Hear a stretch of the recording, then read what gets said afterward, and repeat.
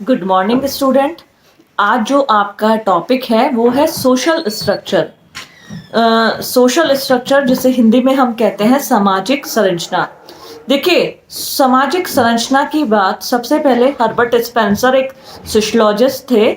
उन्होंने अपनी एक बुक लिखी थी जिसका नाम था प्रिंसिपल ऑफ सोशियोलॉजी, जो कि 1885 में पब्लिश हुई थी। और हर्बर्ट स्पेंसर ने अपनी किताब में सामाजिक संरचना के बारे में विस्तार से बताया था। देखिए, संरचना, व्हाट इज स्ट्रक्चर। अगर हम स्ट्रक्चर की बात करें या संरचना की बात करें तो हम इमेजिन करते हैं कि स्ट्रक्चर या संरचना जो होती है वो किससे मिलकर बनी होती है।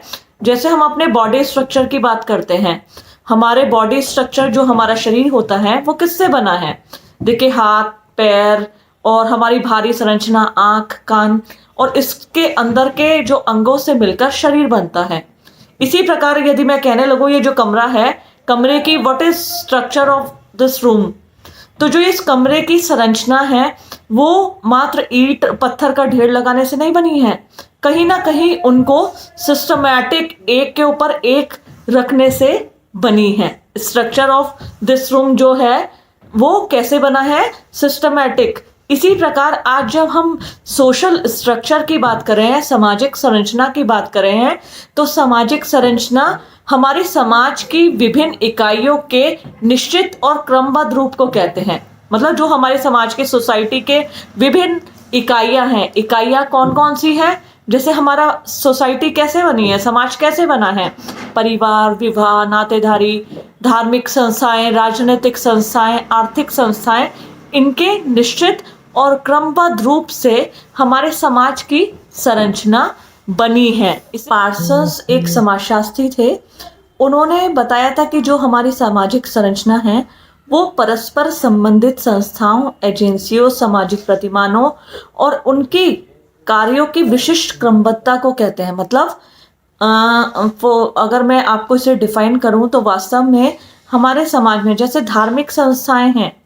धार्मिक संस्थाएं, आप मंदिर में जाते हैं, मंदिर में बहुत सारे मूर्ति हैं। और ऐसे ही अगर आप चर्च में जाते हैं तो टाइमिंग्स होती है, वहाँ पे पूजा अर्चना कैसी होती है, मंदिर में अलग है, मस्जिद में अलग है, प्रार्थना के प्रकार कौन कौन से होते हैं वो सब अलग होते हैं।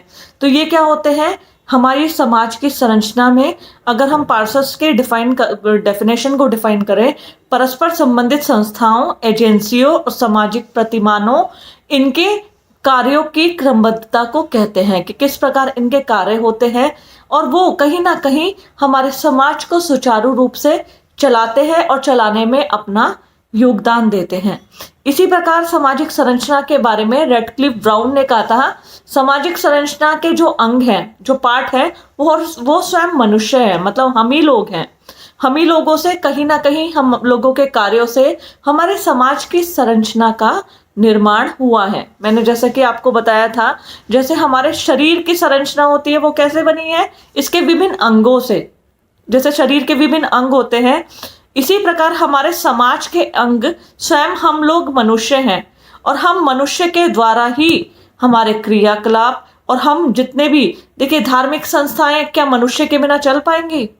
ये चर्च किसने बनाए हैं, मंदिर किसने बनाए हैं? हम ही सब मनुष्यों ने मिलकर बनाए हैं। और कहीं ना कहीं हम अपने अपने धर्म को मानते हैं, उसके अनुरूप जो उसके कार्य है उनको संपादित करते हैं।